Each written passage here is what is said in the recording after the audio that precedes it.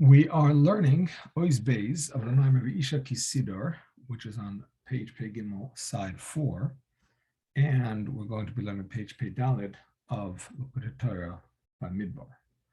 So, we've been learning about the fact that the third Beis Hamikdash is in the merit of Yaakov Avinu, whose midah is emes, non-stop, not like Avraham and Yitzchak, the Beis Hamikdash, in whom their merit existed, the first and second one stopped. The midah of Yaakov is everlasting. That's related to the Torah, which is called Torah's emes, and that is going to be related to later on in the Maimer.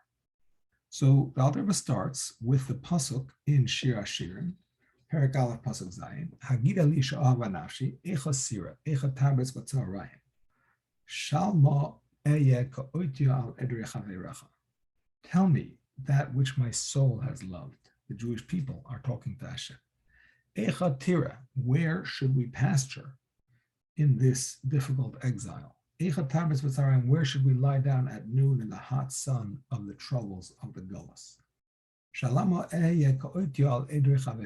Why should we be in mourning compared to the flocks of your colleagues, compared to the nations of the world who serve other gods? Why should we be in mourning compared to them? So the Alter Rebbe explains, Nafshi is the Jewish neshama that every person has, that every Jewish person has, that has a love to cleave to Hashem, even if he doesn't feel it now, because his soul is presently in Gullus, like it says, V'ani b'techa goyla. Cheskel said about himself, but it's referring to every neshama that is really in Gullus to a certain degree in their body. Like it says, even when we're in Gullus, the Shechina which is within our neshama is with us. And this is the Ahavat Tivis, the natural love that every Jewish person has, like a son has to a father. Now, the love of a son to a father is not like a flaming fire, because the son has already become something separate, even though he comes from his father. Now, when the son expresses his love to his father, even if at that moment the son is not in a state of pleasure, on the contrary, he's calling out to his father for help. Nevertheless, his father gets pleasure from the very fact that his son is turning to him and calling him. The more he calls him, the more pleasure the father has in terms of the enhanced relationship. This relates to the pasuk, "Achalti yari im divshi." I ate the forest together with the honey. This is referring to the Birchas Kriyishma as well as the Shema. The Birchas Kriyishma is when we experience or try to experience the love that the Malachim have for Hashem. The Malachim are called the forest because they're like trees; they grow in their love for Hashem, but they're different than human beings who can grow in a much different way than a tree. We're mahalchim, we can walk, we can grow in great strides. Now the dvash, the honey, is referring to the sweetness and the pleasure that Hashem gets from us when we say the Shema, when we yearn to cleave to him. Hashem gets this pleasure even if that yearning is lacking in its intensity, because we are also enclosed in other desires. And therefore that love is not like a flaming fire, because we have heated desires for this world, which cool off our desire for Hashem. This level of love is described in the pasuk, Zacharti lo chesed na'orayich. I remember the love of your youth. Avas klulesayich, your overarching love, lechtich achar b'midbar, when you went after me in the desert, you were in a land that was not planted. Describing the love that Jewish people had when they followed Moshe Rabbeinu, so to speak, towards Hashem in the desert. Alter Rebbe explains, however, that this is a basic level love, not the ultimate level of love, because it's only ne'urayich, as a youth. It's the beginning of a person's service of Hashem. Avas klulisayich is from the language of kala, when a person's relationship is like a kala, like a bride, and not like a wife. The level of the wife is a much higher level of love, as we'll learn. Lechtech acharai b'midbar, follow me in the desert. Acharai is referring to a love that's acharaim, from the level of the back, which means it's only a skafia and not a sabla. It's a person subjugating himself to Hashem, but not transforming the darkness to light yet. And therefore, it's still called in the desert. And the word midbar also comes from the word dibur, speech. The person is speaking physical matters. And therefore, the mem of midbar is open, the first mem, because he's still getting machshava zoras. Like the Alter Rebbe says in the Maimon of Arastich, that the cause for machshava zoras, for foreign thoughts, is because his mind is open to other things other than Hashem, like a yard which has no roof and is open to the elements. And that's why we say Mashcheni, Hashem, pull me out, because we know about ourselves that our nefesh elikis is enmeshed in darkness, in the snake skin of our body that covers over on its holiness. And a person who is tied up cannot let himself out. And this is why the Jewish people say to Hashem, Mashcheni, drag me out. Please take me out of Galus, and then I will be able to run after you. And this is the meaning of the pasuk Likkutei Torah. How can we shepherd? We're asking not only for our own sake. We want to shepherd Hashem. The Jewish people are called Hashem's shepherd. Roye Yisrael. The Jewish people are called shepherds. Like it says, we give parnasa to our fathers in heaven. We cause that the Ein Sof should come into the midas elyonos, into the body, so to speak, chesed of the right arm, and so on. Hashem on his own is beyond all of these midos. And that's what we say, Likkutei Torah. If we don't serve Hashem in the best way, how are we going to be his shepherd, so to speak? And therefore, we also ask, how are we going to settle our love when we have tzaharayim, when we have intense heat for other things? Afternoon is the time of intense heat, and it's referring to the intense heat of physical desires. Like it says, Cham avi Canaan, heat is the father of Canaan, which is a bad midah. The pasuk continues, why should I be like I'm in mourning by the flocks of your colleagues? The word oiteya, which means to be cloaked, like a mourner, is also relating to the word busha, embarrassment. Like it says, hey, toisa ola busha, cloaked with embarrassment.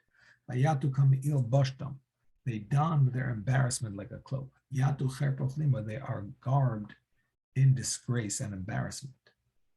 So this is referring to a person who's embarrassed by these foreign desires. And also it means to be cloaked in these thoughts and these speeches and these desires that come from Chaverecha, from gods other than Hashem. Every thought and every speech that we get comes from some source, and the source of these ones is a negative source. This is related to the sheep of Lavan. The weak sheep were called atufim.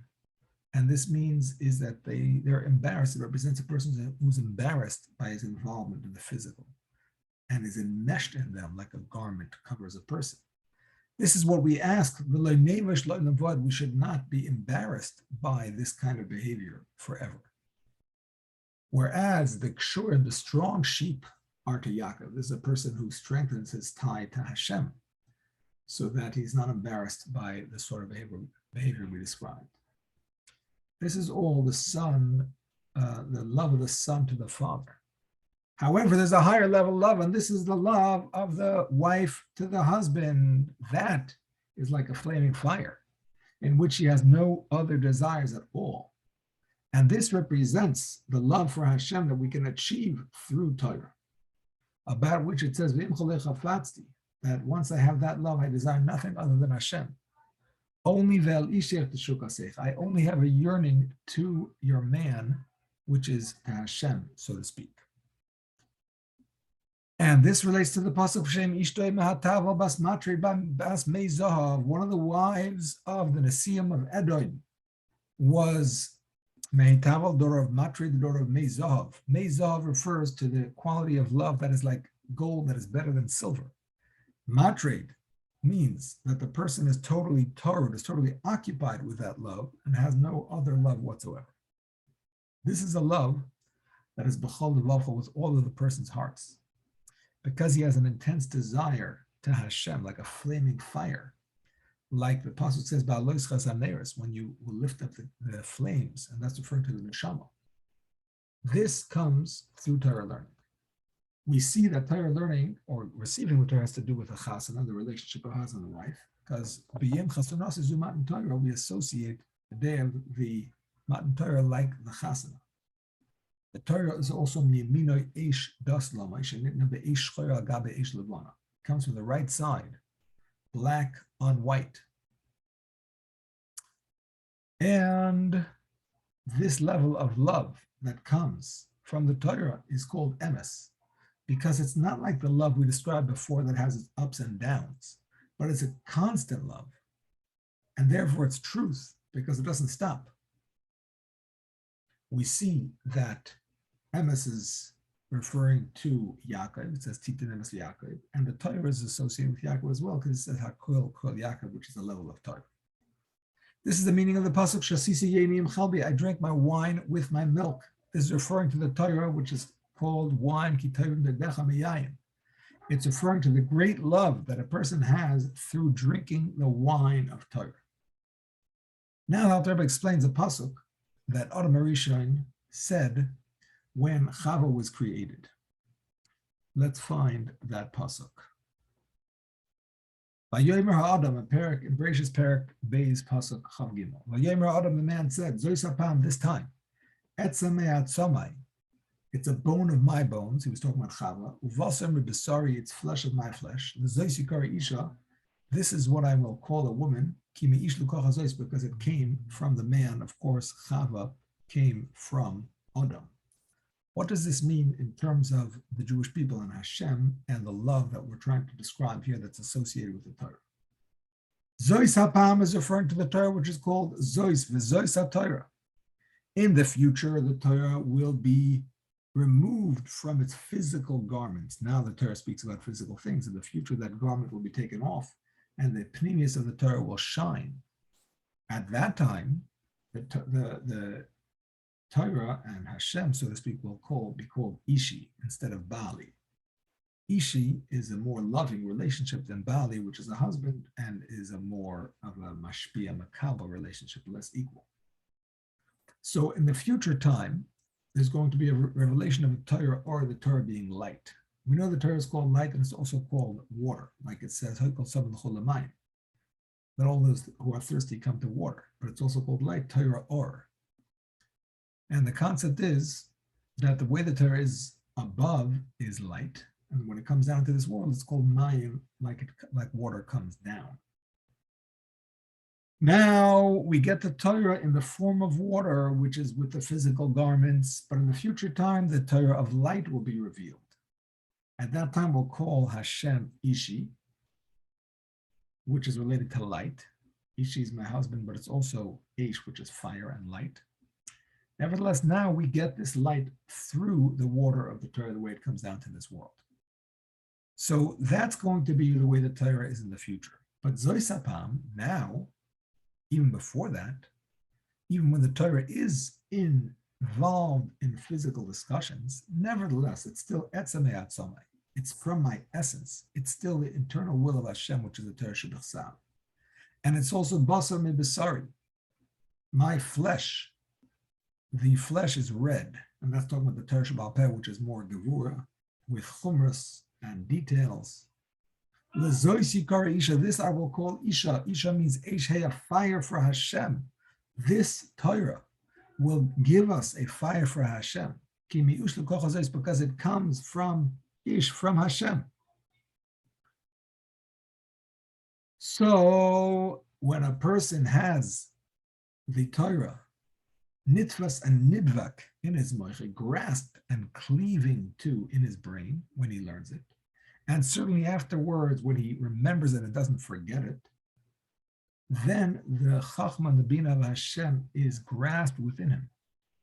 It's like the tipa, it's like the drop that comes from the brain of the father, and it becomes united, so to speak, with the wife. So this is the unity that the Torah brings about. About this level, it says, after Adam and Chava were created, they were both naked. What does this mean in terms of our relationship with Hashem? that with this love, which is like a flaming fire, where the person is removed from any other desires other than Hashem, like it says, desire nothing other than you, not like the love we described earlier, which is more cold, because the person still has involvement in foreign desires, and he's only serving Hashem in a way of skafia. But no, when he has Ava Rabba and he's transformed the darkness to light, he has no other desire than Hashem. So he's not enclosed in any other desires. And therefore it brings about that Hashem should not be clothed either in any other masks.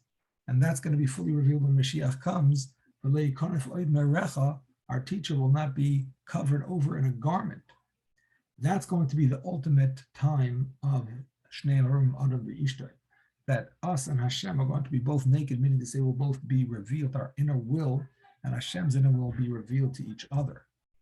And that's why in the future time, the pnimius of the Torah will be revealed without any garments. However, Zoisapam, even nowadays, when the Torah is in the garment, nevertheless, it's still somewhat like Vayush Shnei Harim, because this level of connectedness that is compared to nakedness. Why is that? Because through learning Torah, where the person's neshama is invested in the Torah, and so too, the Or Ein Sof is invested in the Torah. And when we learn Torah in this way of connecting to the Ein Sof, we bring about that the Ein Sof should be in the Torah. So Hashem and the person who's learning Torah become, so to speak, wearing one garment.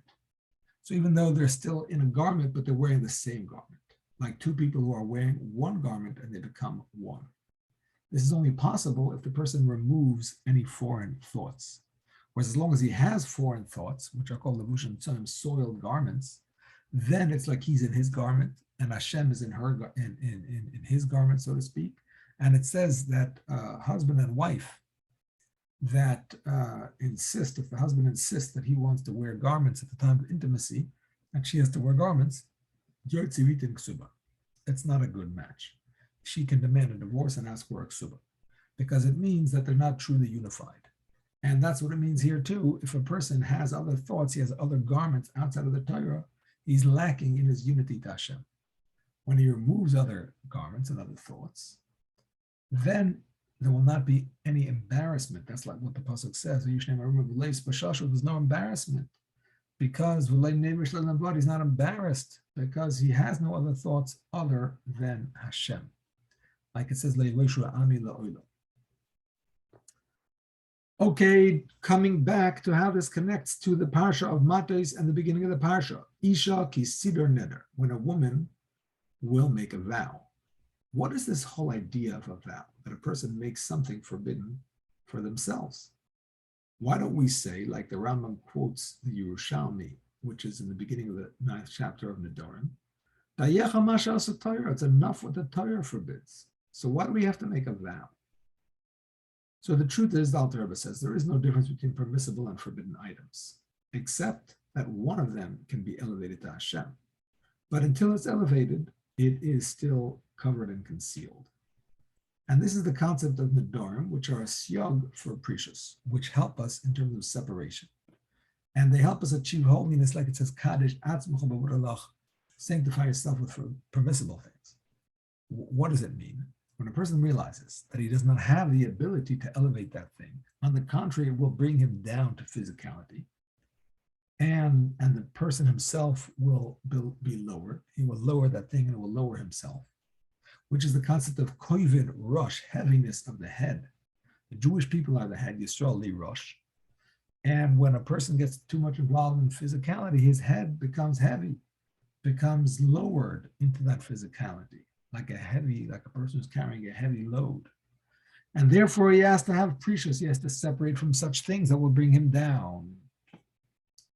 Now this is only referring to a person who is not able to elevate the thing, because the person is compared to an Isha bin Uriah, a young woman who is still not married, so she's completely on the feminine side. This is the type of love that we described earlier, when it's a love that is not complete. And this is called bin Uriah beis aviha, when she's young and she's still in her father's house. The beis aviha is referring to the love of a son to a father, which is not the highest level of love like we described earlier. The reason for that is because she's an Isha. And this is referring to the fact that Ish is darkoi lichvosh. A man has the nature to conquer, and a woman does not, because Nosha Dartan Kalis, the Gemara says. So therefore, they're not able to conquer as well as a man. Of course, we're using this as a mashal for this level of serving Hashem. That the man represents the person who is able to conquer the desires, transform them, and the woman represents the person who is not yet able to do that. The person who's not yet able to do that cannot elevate the permissible item and bring it to holiness, because they have not yet transformed the darkness of their own life, of their own nefesh and bahamas into light. They're still at a level of iskafia. They're still following Hashem in the desert. And then anything that is extra, not needed, will bring him down in terms of his service of Hashem. That's why Masechta Nedarim is in Seder Noshim. In the Mishnah, it's in the order of Mishnah that discusses women, because the idea of making a vow is relevant for a person who is on the level of the feminine, in which he has not yet conquered the negative side, and therefore that side could bring him down, and therefore he has to make the neder. However, the pasuk says, if she does get married, then if she makes the vow in her husband's house, that's referring to a higher level person. That's referring to when the woman does get married. So she's already had a relationship with her husband. So she has already the concept of the tipa of Chachma Ilah, the revelation of the man, so to speak, which is Hashem, and that's the Torah, which is from Hashem's Moech, Hashem's Chachma. So at that time, the person has a relationship with Hashem that is compared to Shnei Marumin, where they have removed all other loves. Then the vow can be annulled. The husband can annul that vow because that represents the person has been able to transform the darkness to light. Because with Chachma, with the wisdom of the Torah, he can elevate that darkness and turn it into light. And he quotes in the parentheses the concept that after a woman gets married and has a relationship with her husband, so therefore there's a mixture of the side of chesed and gevura within her. The gevura that a woman normally has becomes mixed with chesed to the extent that perhaps she even wants to have a male child because she recognizes the qualities of the masculine. So that's what we're talking about over here, that through learning Torah, the person brings the aspect of Hashem into themselves and can therefore overcome their negative side more easily. Now, what does it mean that the father can annul the vow of the woman who is not yet married? So the way the Alter Rebbe explains that is that we have the idea of Shabbos. So once they're married, then we know the annulment happens through the husband. And if it's a marriage of a young girl, it's the husband and the father together. We'll learn about what that means soon. But before she's married, it's just the father. So it's representing a person who's still not connected to Hashem through Torah, but rather through Shabbos. On Shabbos, every person has a neshama yesera. This neshama is also relating to Chachma. And with this neshama, a person could also transform dark to light. That's why we have the concept of Nefir and Nedarim b'Shabbos, that vows can be annulled, at least certain vows can be annulled on Shabbos. Or actually, a hafara, the hafara of a vow can definitely take place on Shabbos, because after Shabbos will be too late. And we also have a ray of Shabbos every day during davening, and that is representing the fact that even before the person comes to the unity through Torah, they can transform themselves through tefillah to a degree. Now, Chazal say that a woman who is betrothed, both the husband and the father annul the vow. What does this represent? So again, when she's fully married, it's just the husband. which represents that with the koyach of the Torah, with the total yichud of the person with Hashem through Torah, that enables the overcoming of the necessity to vow, because the person can transform the darkness to light. What does it mean that when there's just betrothal, then the person needs both the father and the husband? What does this mean? So the way he explains it is that a betrothed woman is not on the same level of relationship as a married woman. The Gemara talks about a kala beves avia and a kala beves chamiha. And once she's married and she's in her father-in-law's house, she is in a greater state of union, so to speak, with her husband. And nowadays, we are in a state of erusin. We are still only betrothed to Hashem, because we still have primarily a revelation of the external aspect of the Torah, like a kiddushin, which is external. But in the future time, the internal aspect of the Torah will be revealed, and that is like in Isuin, the internal connection of the full marriage. Nowadays, we still need avia ubayla mefir nidareha. We need the father and the husband to annul the vow. That means the father is referring to tefillah, where the person arouses within themselves love and fear of Hashem. And then baila is esek Torah. Without tefillah, a person who says Torah is enough, he's not going to be successful in his avodas Hashem. A person needs to have the birchas Torah, the awareness of the holiness of the Torah, which comes through davening. And that's why the person who's on that level needs both avia and baila. The father is like the level of yud, and the baal is like the level of vav, which is the voice of the Torah. Now, in the future time, when it's going to be Beis Isha, when it's going to be the full Nisuin, and that represents the person who's fully connected to Hashem, at that point, the Torah will be enough, like Abshim Bar Yochai, who did not have to daven, because Torah was his life. He was completely connected to Hashem through Torah. There was nothing separate, not even for a moment. These are like the neshamas of Atzilus. It was not necessary for him to inspire any love, because he was in a constant state of love. So the Alter Rebbe brings a kitzer of this mimer up to this point. The Isha Kisira, when a woman will vow. The Isha is the feminine, and that's referring to a young girl who is not yet married.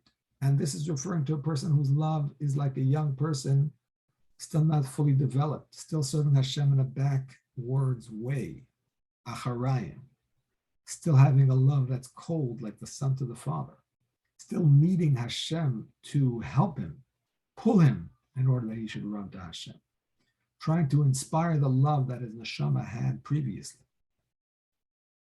Without inspiring it, how is he going to be the shepherd of Hashem, so to speak, to be able to bring Hashem into this world in the best way? This person is still working on achieving love for Hashem through the Birchas Kriya Shema and the Shema. Still on a level of Lech Tech Achar by Midbar, serving Hashem in the desert, still open to other thoughts. And that's why it's necessary for this person to make vows, to separate themselves from things that can bring them down, because they're still on a level of a woman who does not conquer, has not yet conquered their evil inclination. However, Ish is referring to a person who has a greater level of love, no longer like the sun whose love is cold, but rather a flaming, fiery love. Like the woman who's cold, bas matrid, bas mezahav, has no desire other than to her husband. And this comes through the Torah. And this is the level of the husband and the wife both not being clothed, meaning to say not being enmeshed and clothed in any other desires for anything else other than each other. And this is going to happen when Mashiach comes in the full sense. And this Geula is in the merit of Yaakov. Like we said before, Yaakov means something that does not stop. And the Torah brings about this love that does not stop, does not have ups and downs, it's constant. Even nowadays, when the Torah is discussing physical things, nevertheless, the Torah still has the essence of Hashem in it. And therefore, with learning Torah, we are able to overcome the necessity to make a vow. The Rabbi explains also the concept of Naira Mu'rasa Avia Ubaila Mefir Nedareha.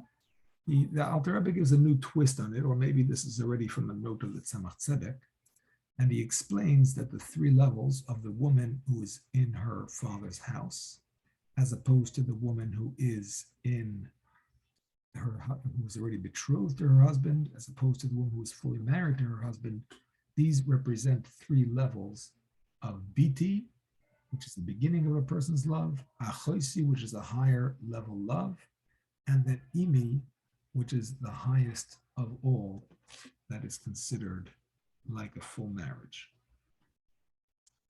This is also the Milas Reim al Doidim. The third level, which is a love that is constant, has the equality of Reim, friends, over Doidim, lovers. Because when it comes to Doidim, it means that there's a waxing and a waning. There's a time that there's greater and lesser love. Reim, friends, is a constant love. It never wavers. And this is about this time it says, Nafla v'leisosif kum. In the future time, we're not going to have any aliyas. We're going to be in a constant state of love. Hashem is going to lift us up so that we're in a constant state of love. The Alter Rebbe connects this to what it says in the end of Masechta Nedarim, that the Hafaras Nedarim is similar to the Chafra Halvana Uvoisha Hachama. It says in the pasuk that in the future time the moon is going to be embarrassed and the sun is going to be embarrassed. And what does it mean? The Medrash says that in the future time, the sun and the moon, that's compared to Avram and Yitzchak, they're going to be embarrassed because Avram Yishmael came from him, Yitzchak had Esav come from him. Yaakov is the stars, and the stars are not going to be embarrassed. What this means spiritually is that the stars always appeared small, whereas the sun and the moon appeared to be big, and that represents in this world having yeshus. Whereas the stars, they appear small in this world. That means it refers to the person who even in this world feels small, and he feels like the next world, like Hashem, is the real yesh. Now, the way the Rashi explains that Gemara is that the moon of today is going to be embarrassed compared to the moon of the future, because the moon of the future is going to be like the sun of today. And the sun of the future is going to be 7 times what it is now. So the embarrassment is the level of the sun and the moon now is going to be embarrassed compared to that level then. So that's the meaning of Isha Yikimenu v'Isha Yifirenu. The man, the husband, will remove it. That's referring to the embarrassment of today's level, even though we're on a higher level than before Matan Torah. We have the Torah, but we're still only betrothed. So in the future time, the level we have of love with Hashem is going to be embarrassing compared to the future level love. And the future level love is going to be Isha Yikimenu. That's the love that's going to be established, like it says, B'yem Ashlishi Yikimenu, in the time of Mashiach, it's going to be established. May that be speedily in our days.